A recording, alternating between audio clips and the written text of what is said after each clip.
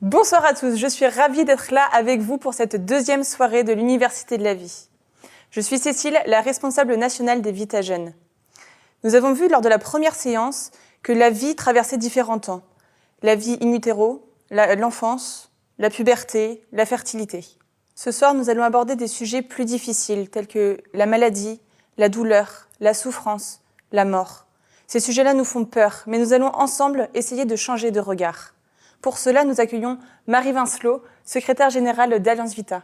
Ces trois peurs, souffrir, mourir, vieillir, à votre avis, qu'est-ce qui les alimente ? Alors effectivement, vieillir, souffrir, mourir, ce sont trois grandes peurs universelles et des tendances de société de fond viennent aujourd'hui les accroître. Alors sur la peur de vieillir notamment, eh bien, il y a une réalité démographique, il y a ce vieillissement de la population.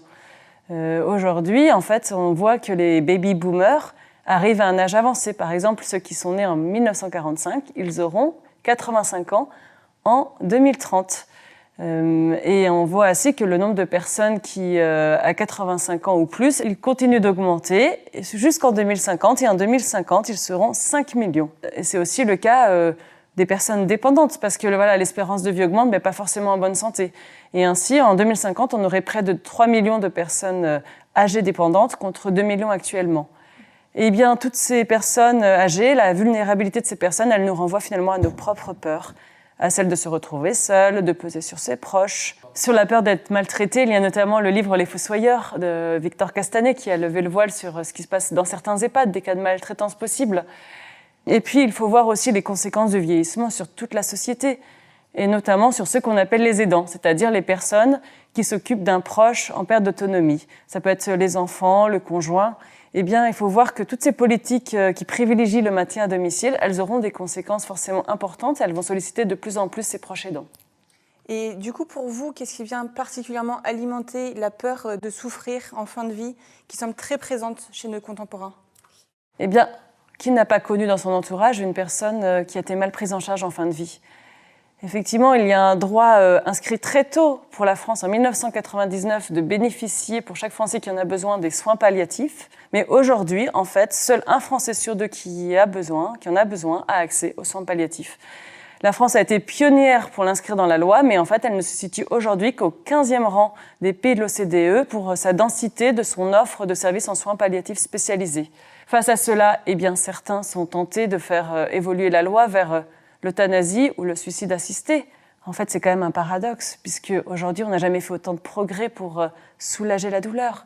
Aujourd'hui, c'est admis, on le sait, les personnes, quand elles sont bien prises en charge, bien accompagnées en fin de vie, elles ne demandent plus à mourir. Et pour vous, du coup, quelle loi serait nécessaire pour justement mieux accompagner les personnes âgées ou les personnes en fin de vie ? Ça fait des années que le gouvernement nous annonce une loi grand âge qui doit répondre aux défis posés par ce vieillissement de la population. Elle n'a encore jamais vu le jour. Une loi grand âge, de programmation du grand âge serait indispensable, mais à condition qu'elle contienne des moyens suffisants pour répondre aux enjeux du vieillissement de la société. Et puis, sur les soins palliatifs, finalement, c'est pas tellement de loi dont on a besoin, puisque je vous le disais, en réalité, tous les Français ont droit aux soins palliatifs. Aujourd'hui, ce qu'il faut apporter, c'est des moyens face à la loi. Et pour cela, ça va passer par le recrutement de soignants, puisqu'on sait qu'aujourd'hui, des services doivent fermer, faute de soignants. Et puis au-delà de loi, c'est aussi bien sûr le regard de la société sur le grand âge, sur la fin de vie qui doit changer. Et nous, qu'est-ce qu'on peut faire ? Est-ce qu'on peut agir concrètement justement pour que les personnes âgées qui se sentent seules puissent se sentir moins seules et puissent avoir un réel accompagnement malgré la dépendance, la mort qui approche, la souffrance ? Je pense qu'on peut tous agir à notre niveau. Qui n'a pas ? J'ai forcément dans mon entourage une personne qui est seule, qui est âgée. Peut-être que je pourrais prendre de ses nouvelles. Peut-être que je pourrais aller lui rendre une visite. Alors, Alliance Vita, vous verrez dans le carnet du participant, a édité un guide, un petit dépliant, pour changer notre regard sur le grand âge. Et ça donne des petites réponses accessibles face à ces peurs du grand âge. Notamment, par exemple, j'aide la personne à faire des choix personnels. Je retisse du lien. Voilà, ce genre de choses pour... des réponses toutes simples pour aider les personnes. Eh bien, merci beaucoup Marie pour ces éclairages précieux. Je vous propose maintenant d'écouter Tugdual Derville, le porte-parole d'Alliance Vita, qui a écrit de nombreux livres sur ce sujet. Il nous fait comprendre que la vie et la mort sont intimement liées, elles sont notre destin commun et nous invite à exercer notre fraternité envers les plus fragiles.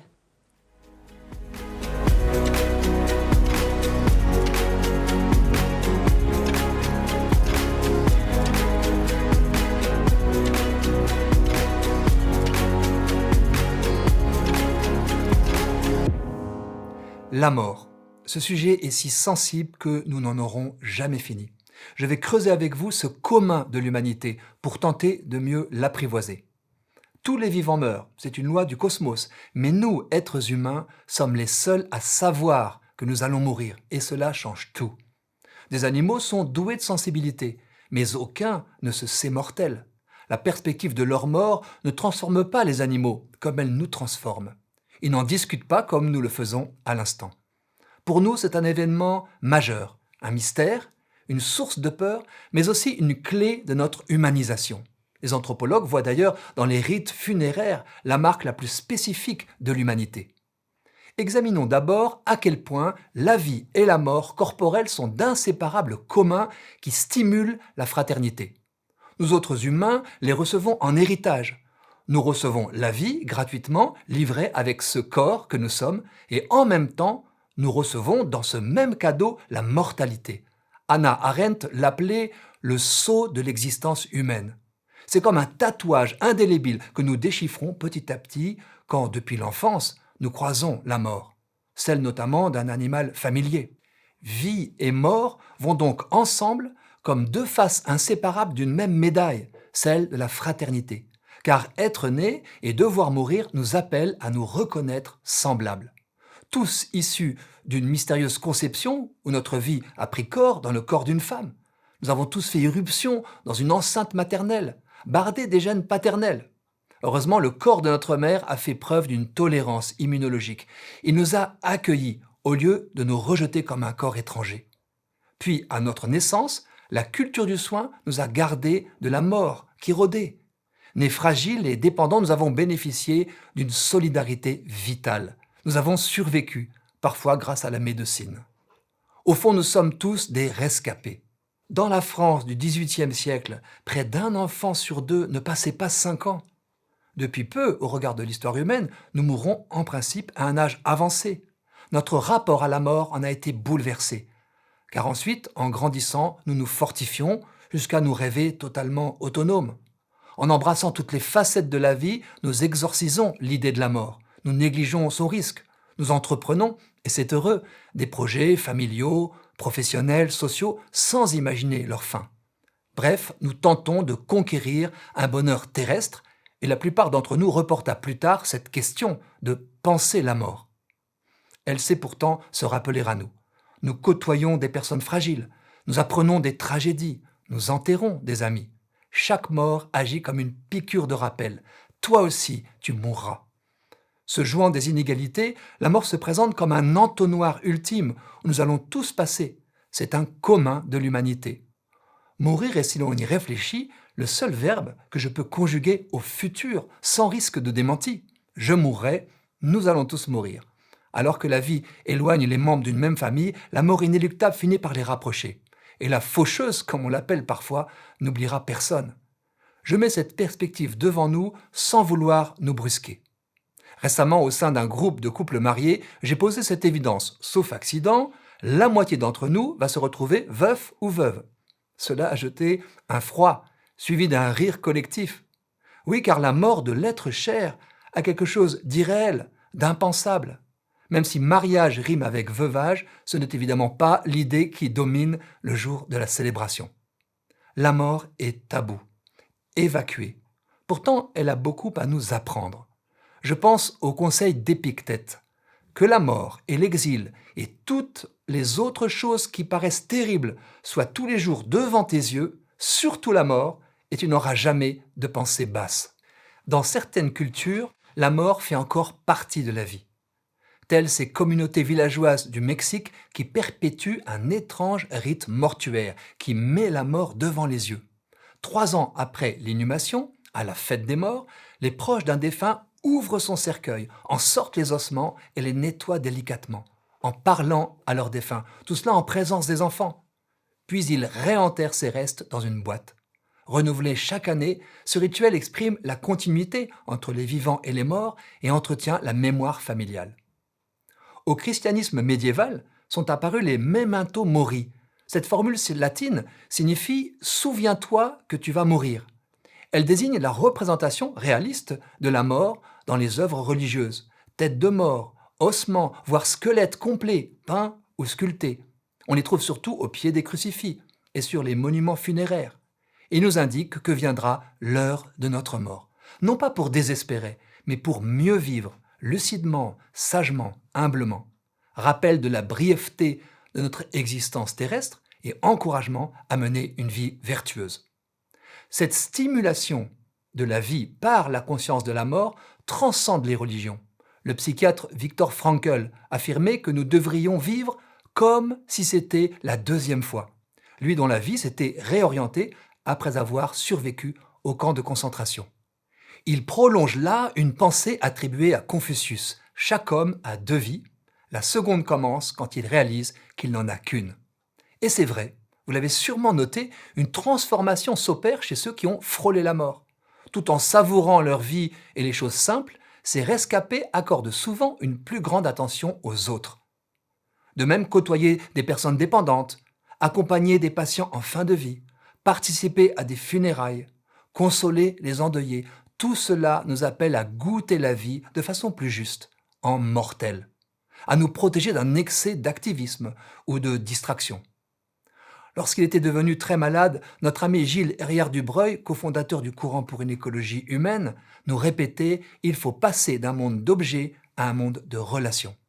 Dans une époque matérialiste et individualiste, il est bon de réaliser qu'on n'emporte pas les objets et que les relations de qualité n'ont pas de prix. Ceux qui font l'expérience de la vulnérabilité en tirent souvent la même leçon. C'est le primat de la tendresse sur l'autonomie. Pas étonnant qu'au début, comme à la fin de la vie, la tendresse corporelle reprenne ses droits. Vous connaissez l'adage de La Rochefoucauld. Le soleil ni la mort ne peuvent se regarder en face. La mort nous dérange pour deux raisons. D'abord, nous venons de le voir, elle nous incite au changement, voire à la conversion, qui suscite une certaine résistance. Ensuite, nous la redoutons en tant que telle, parce qu'elle est pénible. Et c'est sur ce second point que je vais maintenant m'attacher. Les progrès de la médecine ayant contribué à inverser l'ordre des choses, la mortalité infantile s'est effondrée et l'espérance de vie n'a cessé de monter. Désormais, on naît, on vit, on vieillit, on meurt. Sauf accident, perçu comme scandaleux, il y a comme une mécanique de la mort dans l'ordre des générations. C'est inédit dans l'histoire de l'humanité. Auparavant, vieillir tenait du miracle. La vie était vécue comme une chance. Le vieillard était un rescapé, admiré. Mais aujourd'hui, notre culture regarde davantage la vie comme une montée suivie d'une descente, voire d'un effondrement. La mort s'annonce peu à peu, par détérioration de la belle machine qu'est notre corps. Nous en usions jadis, sans trop de précautions, avec l'insouciance de la jeunesse. La chair se réparait d'elle-même. Mais voici qu'elle proteste, qu'elle présente la facture de nos excès. Nos corps commencent un jour à se rappeler à nous, par des bugs, des douleurs. Nous perdons des capacités une à une, autant de petites amputations. Cela nous prépare peut-être à l'ultime lâcher-prise, nous familiarise avec la mort corporelle, la mort naturelle. Mais attention à ne pas croire trop vite à cette idée que nous mourrions à petit feu, et donc que certaines personnes seraient moins vivantes que d'autres. Cette fausse croyance mortifère est à combattre. Il n'y a pas de mort vivant, ni de légumes dans un lit d'hôpital, ni même de mourants, seulement des vivants. Toute personne est 100% vivante jusqu'à sa mort, et sa dignité exige qu'on la regarde ainsi. Ne confondons surtout pas capacité ou vitalité et vie, c'est-à-dire existence. Bien des personnes peuvent témoigner de la densité de vie qui s'exprime au-delà des apparences corporelles quand la santé est altérée à l'extrême. Et d'ailleurs, tant que le corps n'est pas mort, il se bat pour vivre, avec une énergie qui défie l'entendement. Il se bat pour respirer. Le cœur, même affaibli, se bat pour battre. Tout l'organisme s'adapte et s'ajuste en permanence pour que la vie continue. La vie fait la preuve ultime de sa résilience. Elle est à son comble. Il est certes utile de rappeler que notre corps reste capable de mourir. Ne vous inquiétez pas, disait Françoise Dolto à des enfants gravement malades qui l'interrogeaient. On meurt quand on a fini de vivre. Pourtant, les débats sur la fin de vie génèrent un affreux doute. L'idée qu'aujourd'hui, les patients seraient empêchés de mourir, au point qu'il faille remplacer la mort naturelle par la mort administrée. Bien sûr, la mort fait peur, l'agonie surtout. Les promoteurs de l'euthanasie l'ont bien compris et exploité. Pourquoi en passer par là, si on peut l'éviter? Quand nous avons réalisé un micro-trottoir autour de cette question, qu'est-ce qu'une bonne mort? Nous avons été frappés d'entendre que pour bien des personnes, c'est une mort sans s'en rendre compte. Une femme a même dit « une bonne crise cardiaque dans un avion ». Merci pour les proches et pour les autres passagers. Sérieusement, il faut préciser que tout le monde ne traversera pas l'agonie. Au plan strictement médical, la phase agonique est ultime. Le patient est dans une forme de coma. Le râle qui impressionne et affecte l'entourage n'est pas un signe de souffrance, mais une manifestation physiologique naturelle.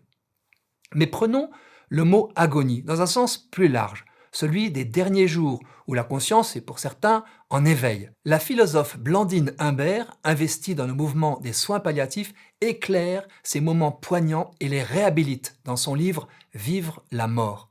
Elle note qu'ils sont mystérieusement marqués d'une grande densité de vie.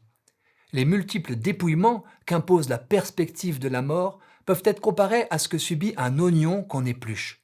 Le superflu est enlevé pour ne garder que le cœur.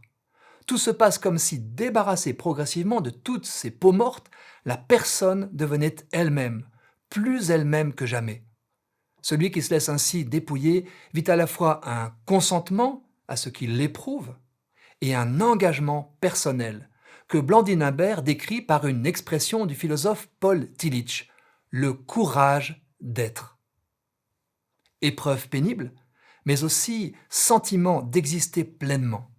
Cela m'a rappelé ce que notre ami Philippe Pozzo di Borgo, le héros qui a inspiré le film Intouchable, disait à propos de ces nuits d'insomnie provoquées par ces vives douleurs.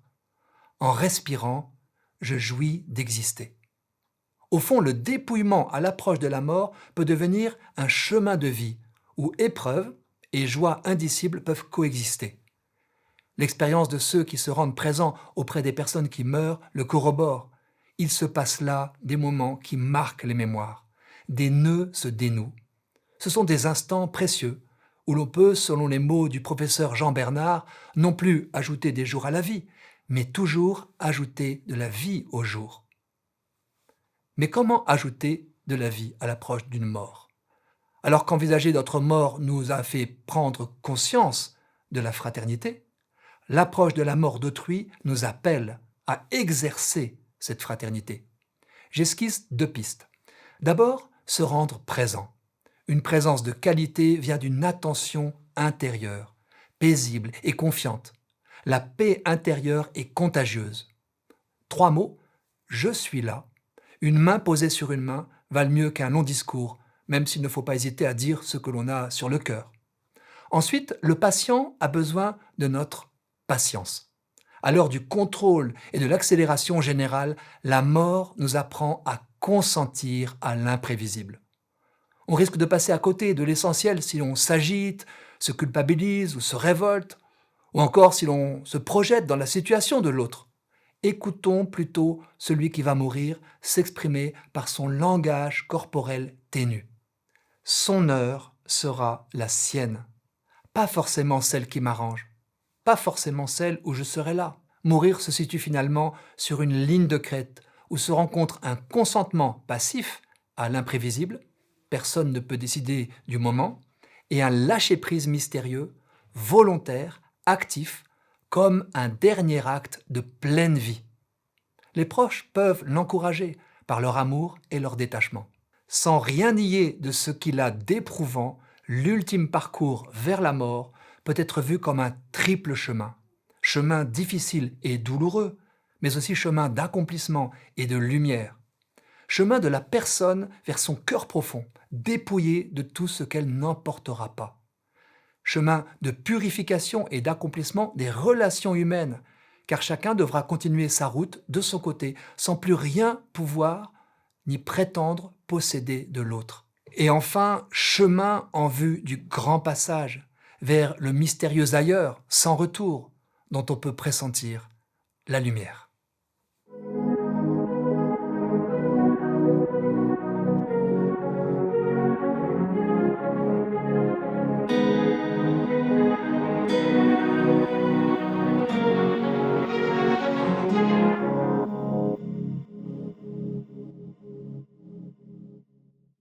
Tugdual nous a proposé quelques clés pour nous réconcilier à pas feutrés avec cette réalité de la mort, pour que cette conscience de notre finitude nourrisse pleinement notre envie de vivre, pour faire grandir ce désir très humain d'exercer notre fraternité quand le moment est venu envers celui qui va mourir, par notre présence, notre patience.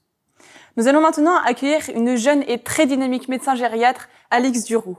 Elle est donc spécialiste de la santé, des personnes âgées et des enjeux du vieillissement.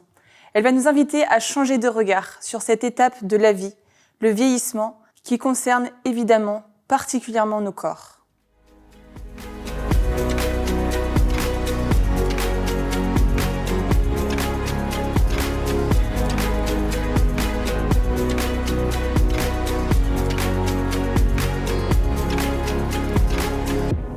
En 2018, un sondage Ipsos intitulé « Les périls de la perception » interrogeait les Français en leur demandant quel serait le pourcentage des plus de 65 ans en 2050. Les Français prédisaient alors que cette tranche d'âge représenterait 55% de la population. En réalité, la prévision à cette époque n'était que de 27%. Derrière cette réponse, on pressent quelque chose de l'inquiétude du vieillissement démographique. Notre inconscient et ce qu'on peut entendre de la vieillesse vient distordre une réalité. Oui, la population française vieillit. Oui, il y a une réalité sociétale à laquelle nous allons devoir nous adapter. Mais pour autant, sachons rester calmes et adopter une attitude réaliste et sereine qui sera bien plus porteuse et féconde. Le point que je voudrais toucher du doigt avec vous, c'est que nous sommes pollués d'un a priori très négatif sur la vieillesse qui nous empêche d'aborder calmement la question du vieillissement. La question nous paraît si complexe, douloureuse, insoluble qu'on préfère ne pas y penser. Mais y penser, c'est aussi s'y préparer. C'est la question que je voudrais aborder avec vous. Comment changer notre regard sur la vieillesse et par là se donner toutes les chances d'à notre tour bien vieillir. Nous commencerons par prendre conscience des idées reçues qui peuvent être véhiculées dans notre environnement sur la vieillesse. Puis, dans une démarche plus intérieure, nous prendrons conscience de nos propres peurs par rapport au vieillissement. Enfin, nous tenterons de voir comment dépasser ces a priori et inquiétudes pour vieillir heureux. Pour commencer, je vous propose un petit test. Première question. Le taux de dépression en population générale est le même avant et après l'âge de 60 ans. Vrai ou faux ? C'est vrai. La prévalence de troubles dépressifs n'est pas plus élevée chez les personnes âgées. Dans ces deux populations, il est autour de 10%. Deuxième question. Vrai ou faux ? Plus de 7 personnes sur 10 se déclarent en bonne santé après 85 ans. C'est vrai. On continue. À 85 ans, la moitié des gens vit en EHPAD. Vrai ou faux ? C'est complètement faux, seulement 5 à 10%. Ensuite, vrai ou faux ? La prévalence de la perte d'autonomie chez les plus de 60 ans va augmenter massivement dans les années à venir. C'est faux, cela augmente, mais seulement de 1 à 2%. Et enfin, 94% des personnes âgées déclarent être amoureuses de leur conjoint. Vrai ou faux ?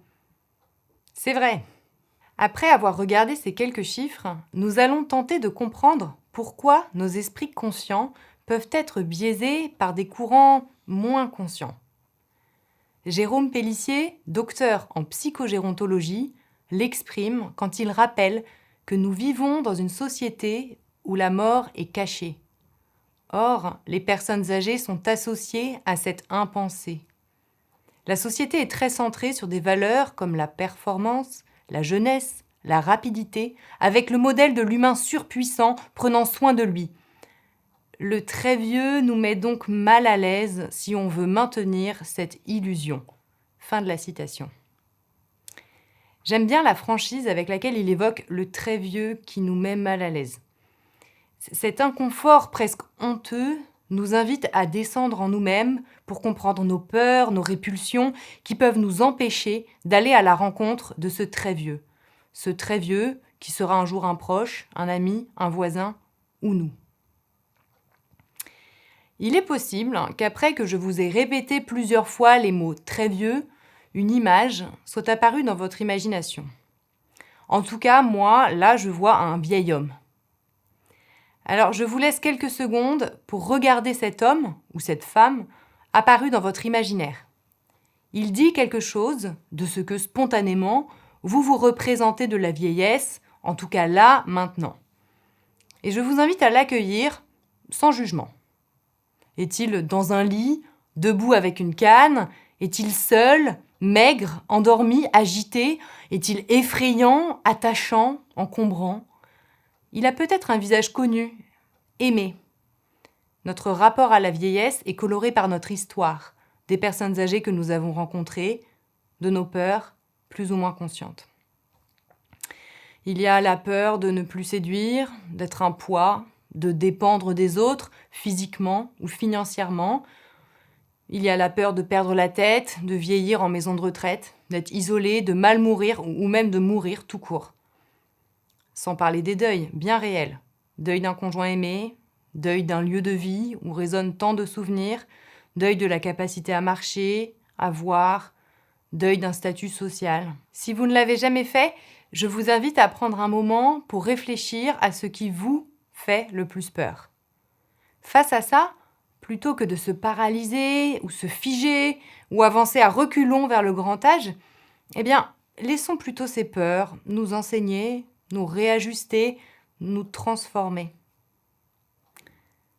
Après avoir dressé la liste de ce qui vous inquiète, vous pourriez en face dresser la liste de ce que cela dit de vous, de positif, et de ce que vous pourriez faire maintenant ou plus tard pour apprivoiser cette peur. Par exemple, moi, même si l'obstination déraisonnable est interdite, j'ai peur d'être prolongée si je ne peux plus exprimer ma volonté. C'est une peur qui parle de mon histoire, de mon métier. Je sais que j'ai un biais qui exagère cette peur. Mais de façon très concrète, je pense déjà à mes directives anticipées. Si j'ai peur d'être isolée, je sais que je devrais accepter certains changements, comme des travaux ou un déménagement. On est vite limité par un escalier plutôt qu'un ascenseur si on doit se déplacer avec un déambulateur. Je sais aussi qu'un jour, je devrais peut-être aller en maison de retraite, car parfois il n'y a pas d'autre solution, ou parce que cela devient la meilleure, la plus sécurisante, ou celle qui paradoxalement permet de retrouver une vie sociale. Je ne veux pas faire peser une culpabilité à mes enfants, alors j'y pense, je m'y prépare pour mieux le vivre et l'accepter. D'autant que je sais combien certains professionnels y déploient une humanité époustouflante et combien cela peut être un lieu de vie. Je me souviens de soignants qui venaient sur leur jour de repos tirer à 4 épingles pour assister à la mise en bière de certains de leurs patients très isolés pour qu'ils ne soient pas seuls. Je continue ma réflexion. Si j'ai peur de m'ennuyer, si je dois rester dans un fauteuil roulant, cela dit de moi que je suis un tempérament plutôt extraverti, actif, mais peut-être que je dois apprendre dès maintenant à apprivoiser aussi mon intériorité, à trouver du plaisir dans les temps calmes ou dans des loisirs plus sédentaires, si le jour vient où je suis privée de ma capacité à me déplacer. Et raisonner comme cela donne aussi une force de créativité aux autres. J'avais une grand-mère qui aimait lire, mais elle ne pouvait plus après une maladie oculaire et un AVC qui l'avait à moitié paralysée. Pour Noël, ma mère s'était enregistrée lui lisant des livres qu'elle aimait. Ce qu'on voit par cet exemple, c'est que des incapacités peuvent devenir un terreau pour du partage, de la générosité, des bons moments, de manière très simple.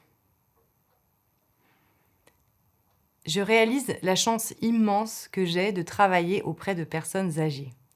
Les relations y sont particulièrement denses.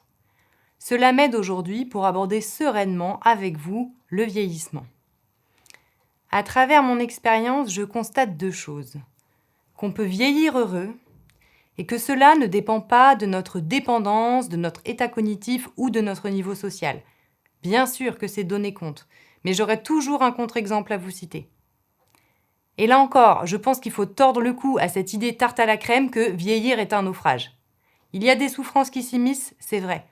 Mais répétons-le autant de fois qu'il sera nécessaire, il est beau d'aller au bout d'une vie. Et je citerai pour continuer Marie de Henzel dans son très beau livre « Une vie pour se mettre au monde ». L'homme est fait pour vivre et avoir un devenir de vie. La vieillesse n'est pas un déclin, mais un accomplissement. Une vie se termine comme une œuvre se termine. Ce n'est pas rien que de vieillir, c'est une œuvre. Je voudrais maintenant vous partager quelques attitudes inspirantes du grand âge. La capacité à se satisfaire de joie simple. Je me souviens d'une patiente que j'ai emmenée dehors pendant ma visite. Il y a de beaux jardins dans l'hôpital où je travaille, donc il m'arrive de faire ma visite dehors. On s'est posé au soleil, on était bien. Et en rentrant, elle m'a dit et redit pendant plusieurs jours la joie que ça lui avait fait. Elle était heureuse, comme si elle avait dilaté ces 10 minutes à l'extérieur en plusieurs jours de bonne humeur. Finalement, il y a des joies simples, toujours à portée de notre main. Il y a certaines chambres qui ont une ambiance, quelque chose. Souvent, on y voit des souvenirs, des photos de famille, du chien, d'un lieu cher ou d'un chanteur. Je me souviens d'une chambre Eddie Mitchell avec des posters, des coupures de journaux qui m'avaient particulièrement marquée. Et certains patients, en regardant leurs souvenirs, sont capables d'en ressentir à nouveau les émotions, les joies, d'en regoûter l'instant, presque de les revivre. Et là encore, c'est une question d'attitude, un choix intérieur que de se dire « mon passé, ma vie active », entre guillemets. Est-ce que je la regarde avec amertume, avec des regrets, ou est-ce que j'en décide d'en vivre dans la gratitude, en faisant durer ces bons moments? Il y a 2 ans, au cours d'une journée chargée où je passais de chambre en chambre pour voir mes patients, j'ai eu envie d'accélérer un peu parce que j'avais plein de choses à faire et le cerveau bien rempli. Et là, je tombe sur une patiente très lente. Je ne sais pas ce qui se dégageait d'elle, je me suis sentie invitée à la rejoindre dans son temps à elle. Être là, geste après geste, le temps qu'elle se mette au bord du lit pour que je l'ausculte. Et plutôt que de subir ce temps perdu, elle m'a aidée finalement à en profiter. Je me suis dit, quand même, j'ai de la chance. Mon travail, parfois, c'est juste d'être là, sans pression. Finalement, aller la voir, c'était m'offrir 10 minutes de calme, de silence, dans un quotidien à 1000 à l'heure. Et je suis sortie de sa chambre reposée. Il y a vraiment eu un déclic en moi de me dire, la manière de voir cette lenteur aurait pu m'exaspérer. En réalité, elle a créé en moi de l'apaisement et de la tranquillité. S'approcher d'une personne très dépendante nécessite de s'approcher. Puisqu'elle ne peut pas se déplacer, son corps est un appel pour que je vienne à elle. Et si ses fonctions cognitives sont altérées, alors je dois parler un autre langage. Un langage que l'on parlait tous, nourrissons, mais que l'on a souvent oublié, noyé sous les mots, les mails, les WhatsApp. On est souvent bien peu attentif à nos capacités corporelles de rentrer en communication. Avec nos regards, nos gestes, notre posture, notre respiration. Et pourtant, c'est un vrai émerveillement de voir que même très diminués, les êtres humains sont faits pour la relation. Il m'est arrivé d'avoir des moments saisissants d'intensité avec des personnes démentes grâce au corps qui se fait médiateur pour accéder à la personne, même enfouie derrière la sévérité des troubles cognitifs. Leur vie est un rappel de notre corporéité, en chair et en os, corps et esprit, un rappel indispensable dans notre monde de plus en plus virtuel. Pour finir, je voudrais vous partager que quand j'ai commencé à exercer, j'étais gênée quand des patients me disaient qu'ils n'étaient plus bons à rien, qu'ils étaient des déchets, qu'il faudrait les jeter. Aujourd'hui, j'ose leur affirmer que c'est faux. Ensuite, on va échanger pour que je comprenne pourquoi ils en sont arrivés à penser cela. Mais de plus en plus, j'ai acquis cette certitude. Nous avons besoin d'eux. J'ose leur dire, nous avons besoin de vous.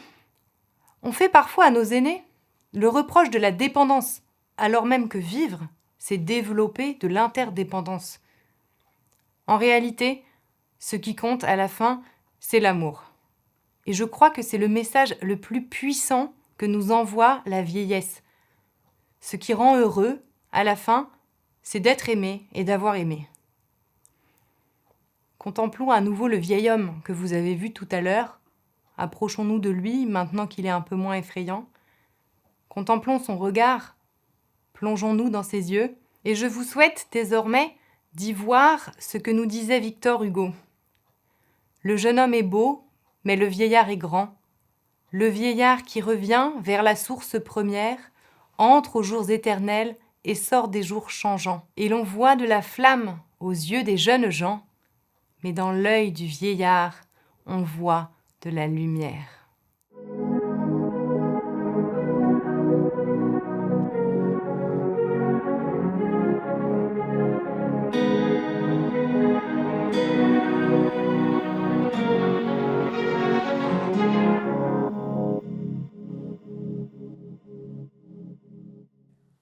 Ces vers de Victor Hugo sont magnifiques. Alix Duroux, qui vit tous les jours au contact des personnes très âgées, nous propose de retourner notre regard, de regarder la vie, non pas comme un sablier dont le sable s'écoule, mais comme une œuvre qui mûrit. C'est, je pense, une clé très inspirante. On perd trop de temps, vous ne trouvez pas, à déplorer le temps qui passe, à croire que notre vie diminue, alors qu'en réalité, avec chaque jour qui passe, c'est notre vie qui grandit. Cela éclaire notre vision du vieillissement d'une lumière nouvelle. Le temps ne dévore pas notre vie, il la porte. Pourtant, certains aimeraient mettre la main sur la vie et la mort. Vous le savez, depuis des années, notre pays fait face à des offensives de légalisation de l'euthanasie et du suicide assisté. Une loi qu'on appelle « aide à mourir » dans un euphémisme trompeur et en préparation au Parlement. Elle nous inquiète au plus haut point, comme elle inquiète des milliers de personnes de tous horizons et de tous bords politiques. Les soignants, les personnes porteuses de handicap, les proches aidants, les personnes qui souffrent de maladies chroniques ou psychiatriques. Nous vous proposons maintenant un focus sur cette loi aide à mourir qui viendrait fragiliser notre société tout entière.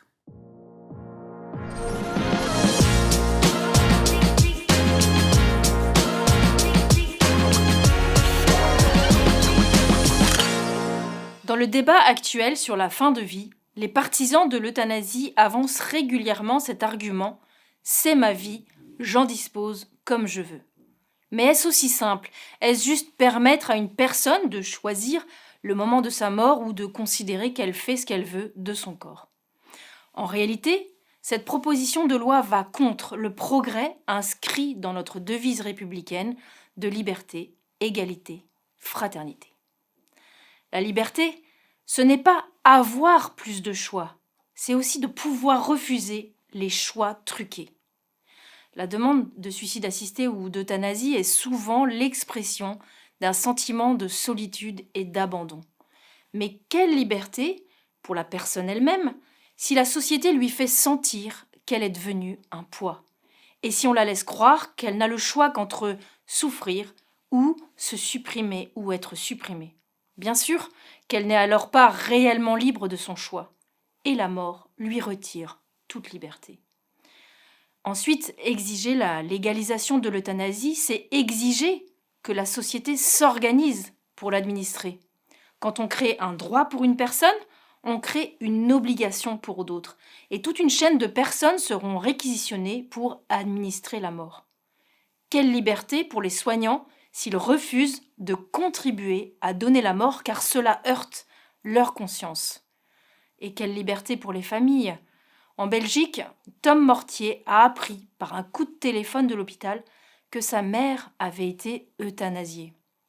Les éventuels recours de proches ou de soignants risquent d'être impossibles, voire condamnés. Et le processus de deuil aussi sera abîmé.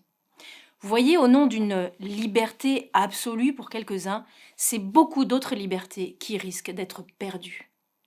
Théo Bourg, professeur d'éthique de la santé et ancien membre d'un comité de contrôle de l'euthanasie aux Pays-Bas, a alerté la France que personne ne dise que l'euthanasie légale est une simple question de liberté individuelle.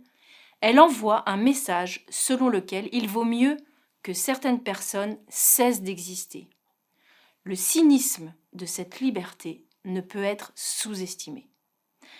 Ainsi, cette fausse liberté viendrait fragiliser la notion d'égalité. Légaliser la mort administrée, c'est passer le message que des vies valent moins que d'autres. L'égalité exige le même respect envers tous. Or, une telle loi va stigmatiser immédiatement toutes les personnes considérées comme éligibles parce qu'elles souffrent de telle ou telle maladie. Selon un collectif de soignants, ce sont potentiellement des centaines de milliers de personnes qui pourraient ainsi se retrouver du jour au lendemain éligibles à l'euthanasie. Une avocate porteuse d'un handicap, Elisa Roras, a alerté sur cette pente glissante. Le risque principal, c'est que des personnes malades ou handicapées, qui n'ont pas accès aux aides ou aux soins dont elles ont besoin, s'orientent vers ce dispositif. Pas parce qu'elles ont envie de mourir, mais parce qu'elles n'ont pas les moyens de vivre. Alors justement, quelle fraternité ? Une société fraternelle, c'est une société qui aide à vivre, pas à mourir. Une société fondée sur la fraternité doit se donner les moyens de prendre soin des plus fragiles, de les soulager et de les accompagner sans jamais porter atteinte à leur vie. On ne peut vivre la fraternité en excluant les plus vulnérables. Fraternité rime avec solidarité, l'euthanasie avec abandon et exclusion. Notre société, vous voyez, s'honore d'avoir mis en place une politique de prévention du suicide avec notamment le 3114, ce numéro national de prévention du suicide disponible 24 heures sur 24. Mais posons-nous cette question. Peut-on vraiment faire passer le message que certains suicides seraient acceptables, voire souhaitables, et lutter en même temps contre ce drame du suicide ? Enchaîner la liberté, rompre l'égalité, abandonner la fraternité, voilà la promesse de l'euthanasie et du suicide assisté.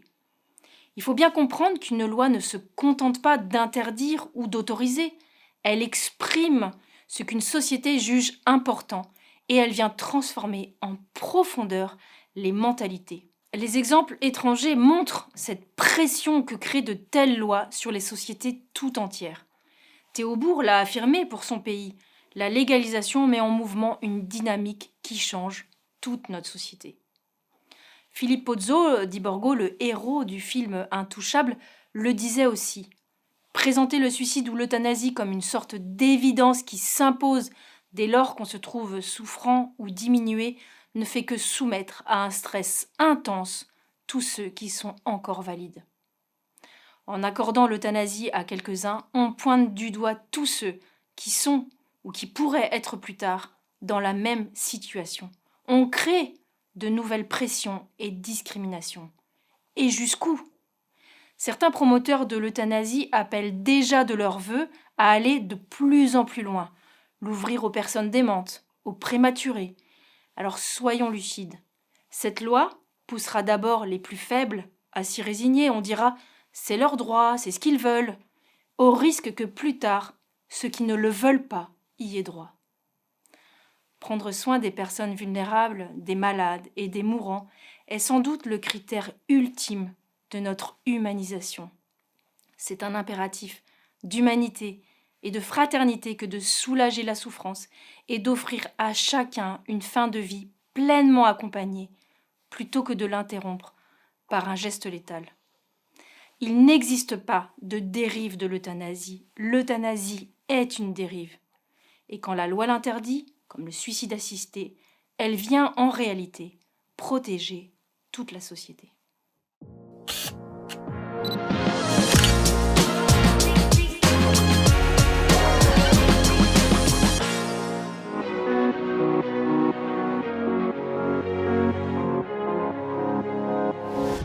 Nous passons maintenant au temps du quiz. Ce soir, il y a 10 livres de Tugdual Derville, dont le titre « Docteur, ai-je le droit de vivre encore un peu ?» a gagné. Bonne chance à tous. Ensuite, nous accueillerons notre deuxième et dernier grand témoin, Pascal Musso.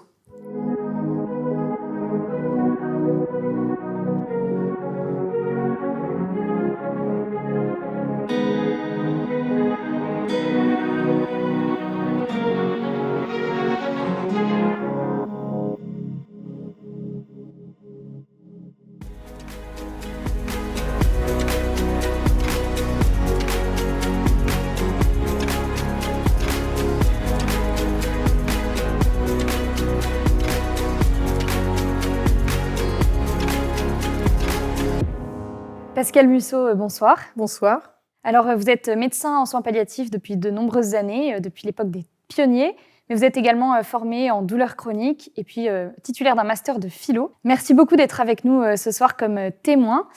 Avant notre entretien, on va regarder ensemble 2 courtes vidéos qui ont été faites par la SFAP, la Société française d'accompagnement et de soins palliatifs, avec des dessins de l'homme étoilé, infirmier et dessinateur, l'une sur le point de vue du patient et l'autre sur le point de vue du soignant.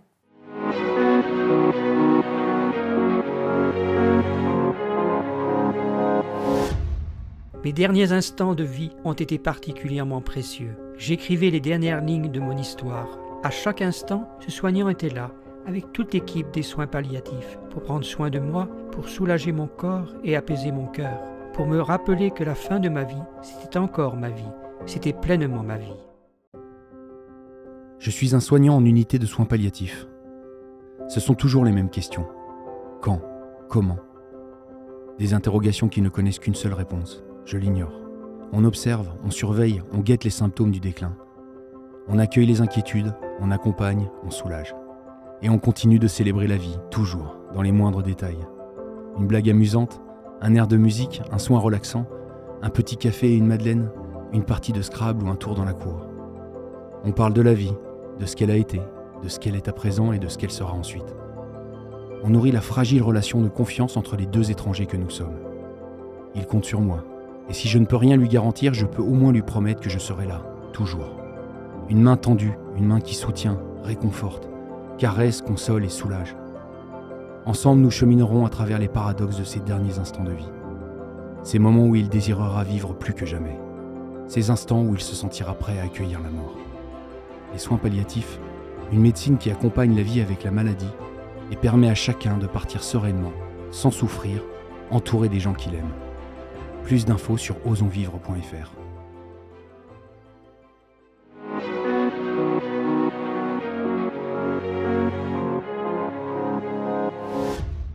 Alors, première question, comment vous est venue cette idée, cette vocation d'être médecin en soins palliatifs ? En fait, ce qui m'intéressait, c'était au départ la relation triangulaire entre le patient, sa famille et le soignant. Et puis, il se trouve que lors de mes stages, j'ai été déplacée par des situations où les patients souffraient, étaient seuls dans leur chambre, et parfois on n'osait plus rentrer dans les chambres. Parfois, les chirurgiens disaient non, mais on ne passe pas dans cette chambre-là, c'est une patiente qui a un cancer de l'ovaire métastasé et il n'y a plus rien à faire. Et j'ai été formée aussi au Centre Laennec d'éthique médicale à Paris, et on nous parlait il y avait des groupes d'éthique pour les internes, on avait des réflexions sur tous les types de médecine complexes. Et là, je me suis dit, de temps en temps, je vais rentrer dans certaines chambres. Et là, se sont passées de très belles rencontres. Alors, je demandais à telle infirmière, est-ce qu'on pourrait avoir un traitement tagique ? Oui, pourquoi pas ? Enfin, je sentais qu'il y avait un vide, en fait. Et c'était au tout début des consultations de la douleur et des soins palliatifs. Et du coup, progressivement, s'est imposée à moi l'idée qu'il y avait des choses à développer dans ce domaine-là, vraiment. Des choses se sont en effet développées. En France, on a maintenant une loi qui postule que chaque patient qui en a besoin a droit à des soins palliatifs. Qu'est-ce qu'on a comme moyen ? En fait, on a des nouveautés, des choses qui ont été inventées, créées pour lutter contre la douleur. Oui, vous avez parlé d'une loi. Il y a la loi importante du 9 juin 1999, où tout patient dont l'état le requiert a le droit à des soins palliatifs bien conduits et à aussi être soulagé de ses douleurs et de ses souffrances. Puis, on va avoir des lois aussi très importantes en 2005 et 2016. La loi Leonetti sur la question de la personne de confiance, des directives anticipées, des réunions collégiales pour décider si on poursuit les traitements actifs ou non, ou si on passe vers des soins palliatifs de confort.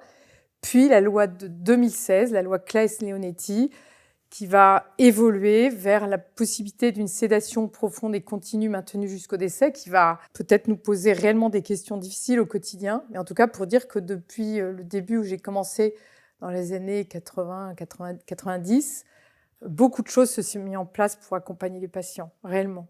Donc aujourd'hui, on sait soulager la douleur. Aujourd'hui, on sait soulager la douleur. On est beaucoup plus à l'aise sur les échelles, sur les échelles de qualité de vie, sur les échelles de douleur.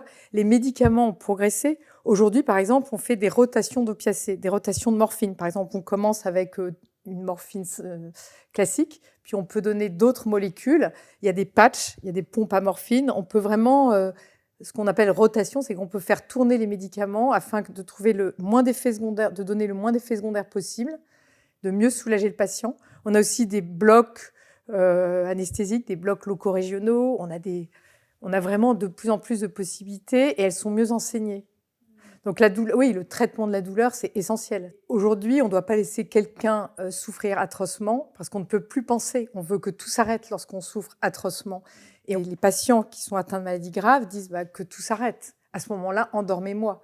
Donc, la question du médecin en soins palliatifs, avec les infirmières et les équipes soignantes, c'est de trouver la plus petite dose qui soulage au mieux, sans trop l'endormir et en laissant, si possible, ses capacités. Aujourd'hui, il y a peu de douleurs rebelles, de douleurs physiques. C'est-à-dire que la douleur physique, c'est quelque chose qui touche le corps, qui est dans un point précis. Il peut y avoir plusieurs types de douleurs et elle peut s'accompagner, bien sûr, de symptômes, des constipations, des grattages, des étouffements, des angoisses. Donc ça, la douleur physique et les symptômes physiques, on s'est formé et on doit former nos jeunes médecins et les jeunes soignants à cette approche-là et au soulagement. C'est la première des choses à faire en soins palliatifs.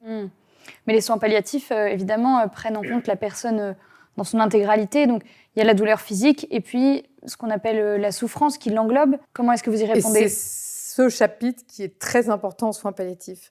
Parce que parfois, quelqu'un souffre encore et en fait, c'est la famille qui souffre ou qui n'a pas dit au revoir à son proche. Et je me rappelle d'une dame qui disait « Mais enfin, notre mère souffre encore malgré les centres de la douleur, l'équipe de soins palliatifs est venue. » Et en fait, elle était soulagée, cette dame.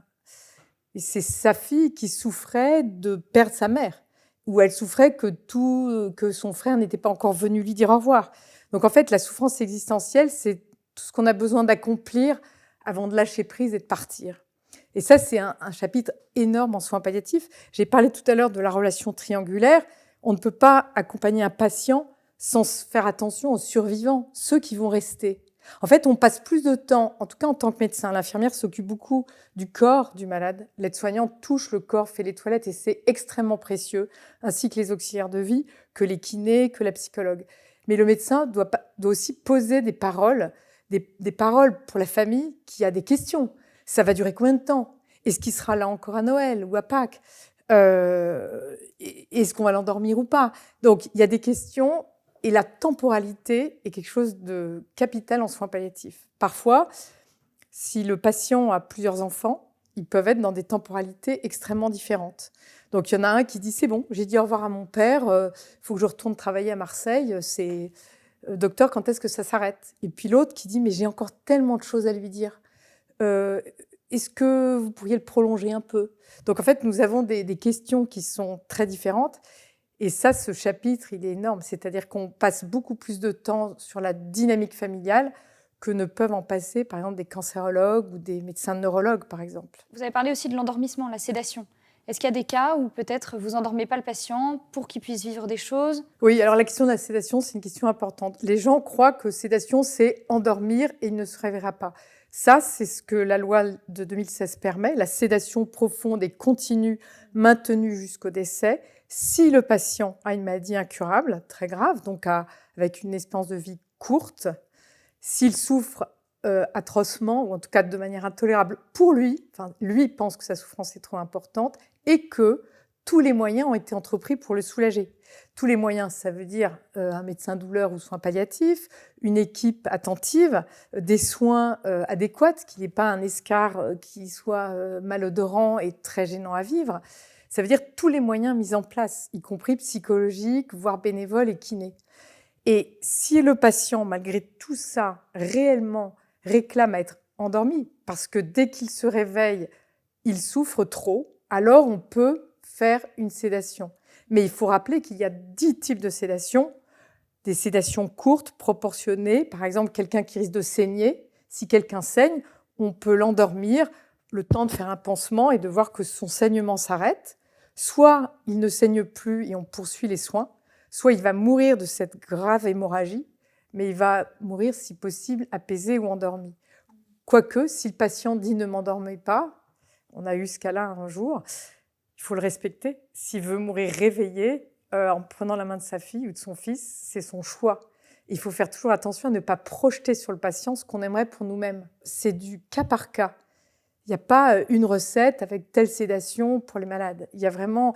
Alors, il y a plusieurs types de sédation. Une sédation courte et proportionnée. Par exemple, un soin très, très douloureux peut être fait sous un masque de protoxyde d'azote ou sous une petite sédation très très courte. Et la sédation profonde, ça n'est qu'un type de sédation que moi je pense fait rarement. Après, on va dire que selon la sensibilité de l'équipe de soins palliatifs et la demande de la famille, on s'adapte. Mais c'est une grave question. C'est-à-dire qu'endormir quelqu'un, c'est le priver de son regard, de sa parole. Alors même si le toucher reste jusqu'au bout, je dis souvent aux familles, « Ah mais docteur, il sent rien, je vois pas l'intérêt, c'est devenu une plante. » Enfin, il y a des personnes qui ont des mots comme ça. C'est-à-dire, touchez-le, approchez-vous. Et le toucher est vraiment un des sens qui est le dernier à disparaître. C'est-à-dire que parfois, il n'entend plus rien, il ne voit plus, il est peut-être dans une démence, peut-être dans un autre monde.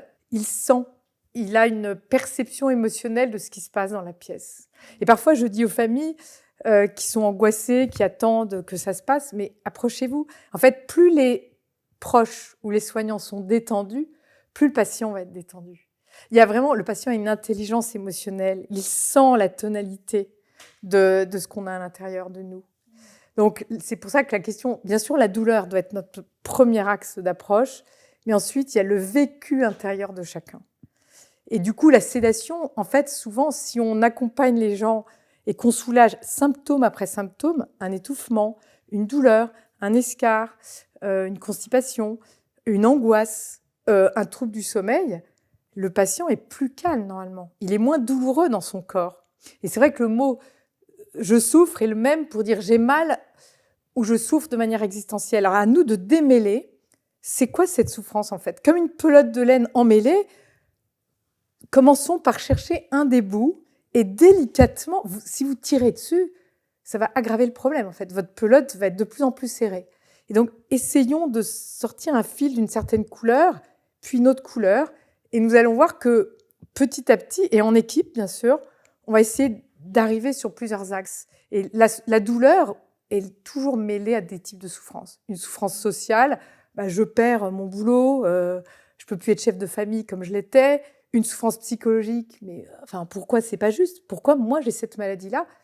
Une souffrance physique, bien sûr, souvent il y a et une souffrance existentielle ou voire spirituelle, c'est pourquoi ça ? Enfin, pourquoi je meurs à 50 ans en laissant 3 gamins ? C'est pas supportable. Soulageons d'abord la douleur, mais tous ces axes, parce que c'est comme les anneaux olympiques qui seraient entraînés imbriqués les uns et les autres.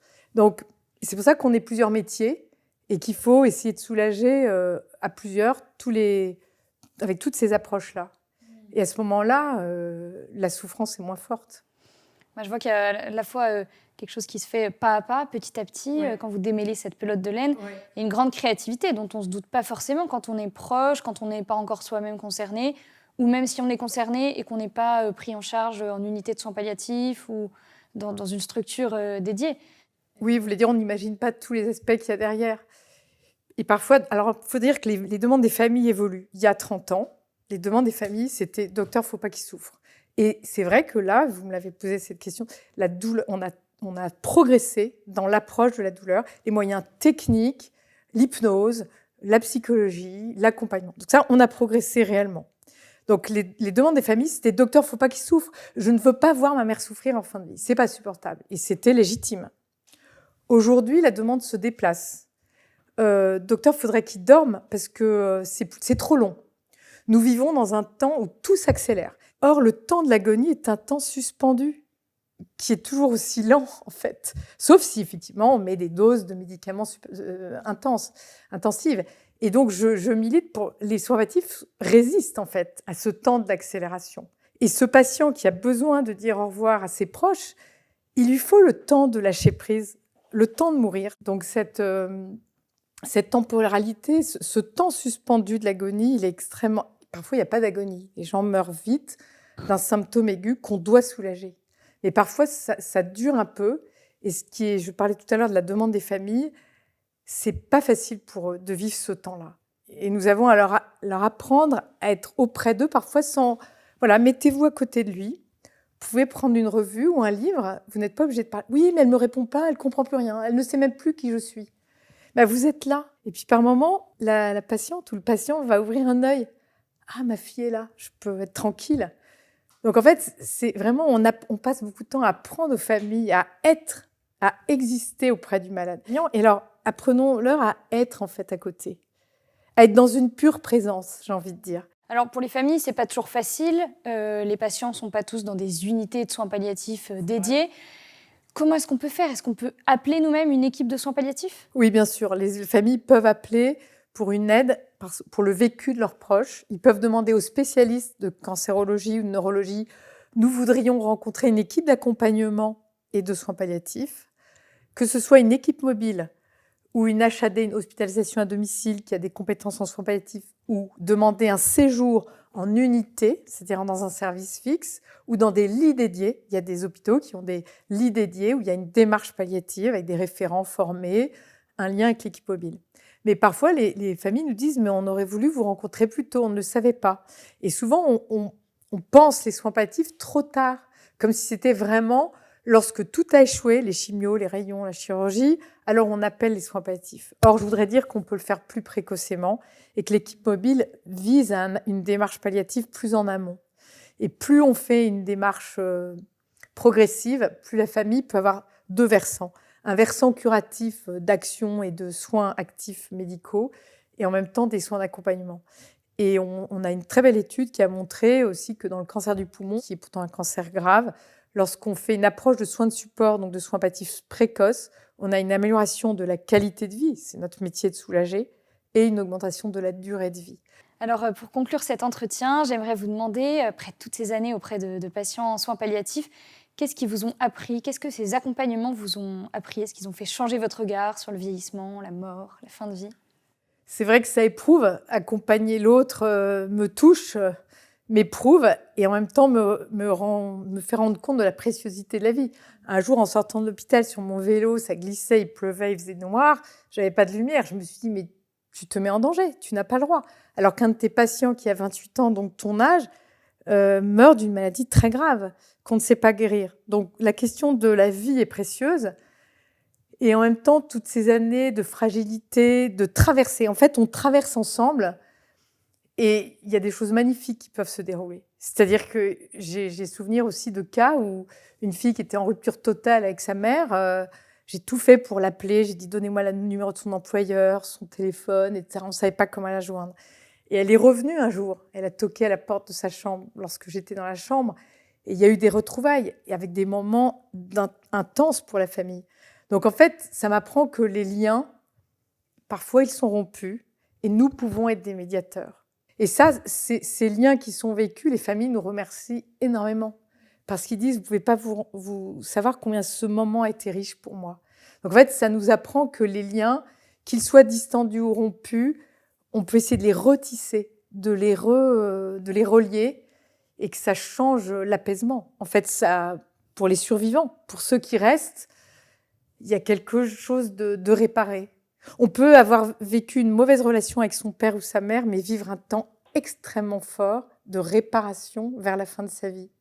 Donc ça m'apprend qu'on peut traverser, il peut y avoir de très bons moments, qu'il y a des situations complexes. Il faut aussi oser se parler avec d'autres équipes, de dire « t'en penses quoi ?» Oser passer le relais et oser aussi prendre du temps de recharge, de repos. Merci beaucoup Pascale Musso d'avoir accepté de nous en parler ce soir. Merci aussi pour ce que vous faites pour les patients. Puis je pense qu'on a tous des pistes, voilà, quelle que soit notre situation personnelle, en tant que proche de patients ou patients nous-mêmes ou soignants, bien sûr, pour cette relation tripartite si importante dont vous avez parlé, pour faire face ensemble à la douleur. Merci beaucoup. Merci beaucoup de m'avoir invitée.